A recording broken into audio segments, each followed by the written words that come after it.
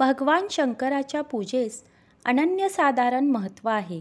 त्यात पूजेत बेलाचे पान असणे फार महत्त्वाचे आहे. धर्मग्रंथात असेही सांगितले आहे की तुमच्याकडे महादेवांच्या पूजेसाठी कोणतीही सामग्री नसली तरी महादेवांना बेलाचे पान वाहिले तरी ते प्रसन्न होतात.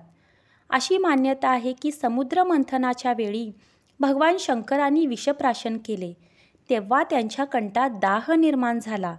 बेलाच्या पानांमध्ये विषनिवारक गुणधर्म आहेत म्हणून त्यांना डोक्यावर शीतल जल आणि बेलपत्र वाहण्यात आली जेणेकरून विषाचा प्रभाव कमी होईल आणि तेव्हापासून महादेवांना निळकंठ या नावाने संबोधू लागले व बेलपत्र वाहण्याची परंपरा सुरू झाली. बेलाच्या पानाची 3 पाने भगवान शिवाच्या 3 डोळ्यांचे प्रतीक आहेत. म्हणजेच शिवाचेच स्वरूप असलेले बेलाचे पान खूप पवित्र आहे.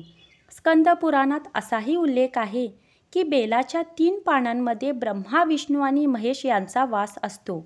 मध्यभागी जो पानांचा देठ असतो त्यात 33 कोटी देवांचे स्थान असते.